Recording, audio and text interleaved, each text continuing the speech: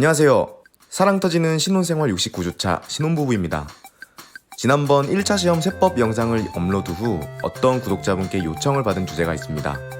바로 공부 방법 중 하나인 가로 풀기에 대한 것인데요. 실제로 저도 재시생 시절에 많이 활용하던 공부 방법이기도 하고, 그리고 특정 컨텐츠를 요청받아 본 게 처음이라서 설레는 마음에 준비해봤습니다. 이 가로 풀기 공부법은 비단 회계사 공부뿐만 아니라 세무사, 공무원 등 시험 범위가 방대한 시험에서 모두 효과를 발휘하는 공부 방법이니 회계사 준비하는 분이 아니시더라도 도움이 될 겁니다. 그러면 가로 풀기에 대하여 함께 고민해 봅시다. 일단 가로 풀기 이러는데, 그렇다면 세로 풀기는 뭘까요? 정의부터 해봅시다. 세로 풀기는 대부분의 수험생분들이 일반적으로 공부할 때 사용하는 공부 방법입니다. 한 과목에 한 단원을 정하고 쭉 공부를 해나가는 거죠. 순서대로. 이론을 공부하고 이해한 다음 그 단원 뒤에 딸려있는 예제를 푼다. 한 단원이 끝나면 다음 단원으로 넘어간다. 이게 세로 풀기입니다. 별거 없죠?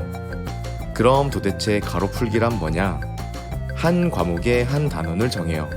그러면 그 단원을 쭉 끝까지 다 풀어버리는 게 아니라 일정 부분 진행하면 그 단원은 일시정지, 다음 단원으로 넘어갑니다.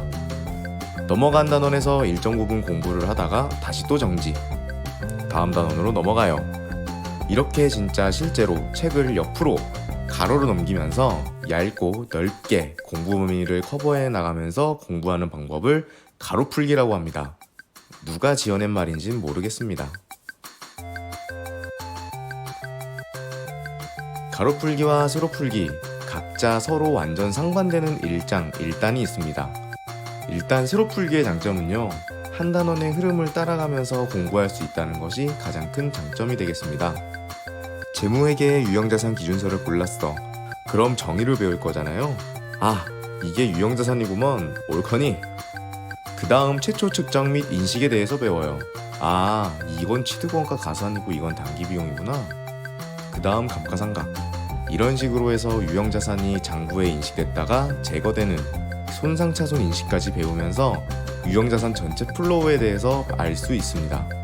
사실 근데 이것도 1, 2회독 때는 몰라요. 세로 풀기를 안만 해도 3회독 정도 돼야 감이 오지. 그렇기 때문에 공부를 처음 시작하고 어느 정도 지식이 차곡차곡 쌓이기 전까지 유효한 공부 방법이 바로 세로 풀기가 되겠습니다. 그럼 이 세로 풀기의 단점은 뭡니까? 바로 휘발성입니다. 유형자산 기준서를 골랐습니다. 유형자산의 시작과 끝을 배웠어요. 야호. 그리고 무형자산 시작과 끝을 배웠어요. 야호. 퇴직급여 시작과 끝을 배웠어요. 야호. 그리고 과목을 넘기고 세법, 법소부, 재무관리, 원가, 경경상 몇 달이 지나서 머나먼 길을 돌아왔습니다. 좋아, 이제부터 본격적인 2회독 시작이야. 유형자산, 이게 유형자산의 정의구나. 이게 취득원가 가산, 이건 단기비용이구나. 동일한 단원 재복습 시간이 돌아올 때까지의 시간이 오래 걸립니다. 그 사이 다 까먹죠. 물론 숙달된 재시생, 경험치 만렙 재시생분들은 까먹지 않아요. 까먹더라도 덜 까먹고 빨리 돌아올 수 있어요. 하지만 아직 1, 2회독 수준에서 열심히 공부 중인 초시생분들께는 이 휘발성만큼 무서운 게 없습니다. 분명 내가 봤던 이론 풀어서 맞췄던 문제인데 낯선 사람의 냄새가 막 나. 이거 기분 엄청 더럽거든요. 생각보다 자괴감도 많이 들고요. 더군다나 이 찝찝한 기분을 느끼는 게 여름이 아니라 한겨울, 시험을 1개월 정도 남긴 시점이라면 자괴감이 따블입니다. 이러한 세로 풀기의 단점을 보완하기 위해서 역대 과거 선배님들이 고안해낸 방법이 바로 가로 풀기입니다. 일단 가로 풀기의 장점, 과목 전체에 무슨 주제들이 있었는지 과목 내에서 특정 주제의 위치 파악이 용이하여 나무가 아닌 숲을 보기가 쉬워집니다. 시야가 넓어지는 거죠.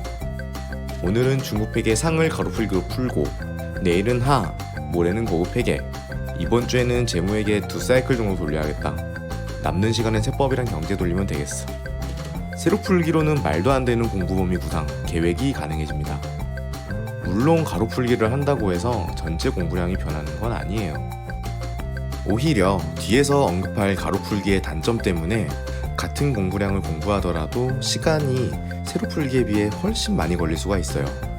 하지만 여러 단원을 짧은 기간 안에 얕게, 넓게, 지속적으로 건드려줌으로써 과목과 과목, 단원과 단원, 전체적인 감각을 유지할 수 있습니다.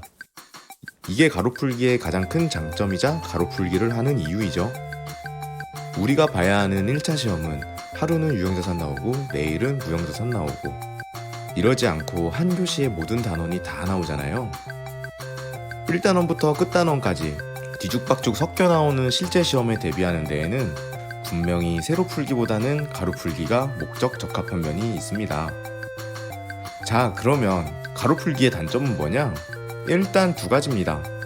1번, 경험치가 어느 정도 쌓인 수험생만 가능하다. 이건 당연한 거죠. 공부 처음 시작해서 1회독도 제대로 못한 초시생이 오, 가로풀기 개꿀인데? 오늘 개념체계 2쪽, 주식보상 기준 3쪽, 연결 3쪽 공부하고 내일은 유형자산 2쪽, EPS 2쪽, 파생상품 4쪽씩 공부해야지 가로풀기 가자! 라고 쭝얼쭝얼 거리고 있는 초시생이 있다면 친한 사이라면 뒤통수를 한 대 쓰다듬어 주시면 좋습니다. 정신 차리라고. 최소 기본 강의 공부 2회독은 되고 문제풀이도 1, 2회 이상은 풀어본 분께 유효한 공부 방법입니다. 아니 뭐 아는 게 있어야 단원을 오가면서 뛰어다니면서 공부를 해도 남는 게 있을 거 아니에요? 접근이라도 하겠지. 그리고 2번, 공부진도 관리하는 것이 약간 손이 많이 갑니다. 워낙 여기저기를 들쑤시고 다니는 공부법이다 보니까 내가 이 단원 어디까지 풀었었더라, 저 단원 이거 지난번에 가로풀기 했던 덴가? 아, 이거 지난주에 풀었던 건데 깜빡하고 또 풀었네. 다소 교통정리가 복잡하실 수 있어요, 처음엔요. 근데 이건 뭐 큰 하자라던가 문제는 아니고요. 말하고 나니까 이거는 단점이라기보다는 가로풀기라는 공부법을 사용하는데 필요조건, 요구사항이 2개 정도 있다. 이 정도 뉘앙스로 이해하시는 게 더 나을 것 같습니다. 자, 그러면 가로풀기 어떻게 하는 걸까요? 방법은 정말로 다양합니다. 공부하는 수험생에 따라 가지각색이에요. 일단 주로 가로풀기라 함은 가로풀기 이름에서도 알 수 있듯이 이론 공부가 아닌 문제풀이를 염두에 둔 공부 방법이에요. 그렇다고 이론 공부할 때 이렇게 하면 안 돼! 라는 건 아니고요. 저의 개인적인 권장사항으로는 이론 공부는 그냥 세로풀기 방식으로 하시고 객관식 문제풀이는 가로풀기와 세로풀기를 병행하실 것을 추천드립니다. 그리고 가로로 점프 하실 때는 재무회계에서 세법으로 이렇게 과목 간 점프를 하셔도 되고요. 개념체계에서 재고자산, 이렇게 단원 간 점프를 하셔도 됩니다. 본인의 필요성에 맞게 설계하시면 돼요.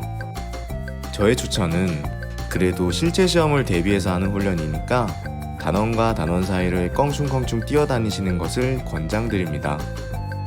예를 한번 들어볼게요. 자, 오늘 재무회계 공부시간 4시간 할당해보자. 객관식 교재 유형자산 홀수 문제, 재고자산 홀수, EPS 짝수, 퇴직급여제도 짝수, 이렇게 풀어야겠다. 세법 4시간 할당 시간에는 법인세 세무조정 홀수, 소득세 근로연금 기타 홀수, 부가세 매입세액 짝수로 풀어야지. 이런 식으로 설계를 해볼 수가 있겠죠. 방금 말씀드린 예는 제가 재시생 때 구상했던 공부 계획을 기억력을 더듬어서 말씀드려본 겁니다. 다시 한번 말씀드리는데요. 아까 가로풀기의 요구사항 2번째로 말했던 것처럼 가로풀기는 공부 진도, 범위 관리하는데 약간 신경을 써주셔야 됩니다. 하시다 보면 복잡해지는 경우가 분명 생기실 거예요. 저 같은 경우는 과목별로 단원 이름들만 쫙 정리한 표 같은 걸 만들었고요. 그걸 프린터로 인쇄해서 열람실 제 책상에 과목별로 쫙 붙여놨어요. 그리고 공부할 때마다 펜으로 표시해가면서 내가 뭘 공부했고 뭐가 남았고 과목 단원별 공부 현황을 파악해가면서 가로풀기를 했습니다. 예를 들어서 유형자산 홀수차를 풀었습니다. 그러면 유형자산 이름 옆에 빈 동그라미 하나 그려요. 시간이 흘러 나중에 또 유형자산 풀 시간이 왔고 이번엔 짝수차를 풀었다? 그럼 빈 동그라미에 색칠을 끄적끄적. 참 쉽죠?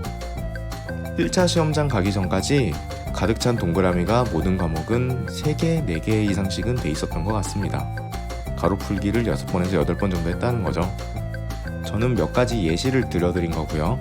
아까도 말했지만 가로풀기 공부 방법은 무궁무진하고 굉장히 다양하고 사람에 따라 다양하게 구사 가능합니다. 한 구독자분의 요청을 받고 신이 난 나머지 즉석으로 한번 가로풀기 공부법 영상을 만들어 봤습니다. 저는 이런 공부 방법이 있다 라고 소개를 시켜드리는 것이고요. 본인에게 맞게 커스터마이징 하는 것은 본인의 몫입니다. 혹시 제가 빠뜨렸거나 함께 공유하고 싶은 가로풀기 내용, 방법, 팁 등이 있으면 저에게 알려주세요. 그 외에 질문이나 수험 상담, 따뜻한 조언들은 댓글로 남겨주세요. 제가 성심성의껏 대응할 수 있도록 하겠습니다.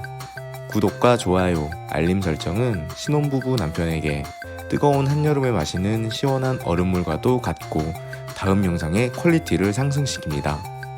감사합니다.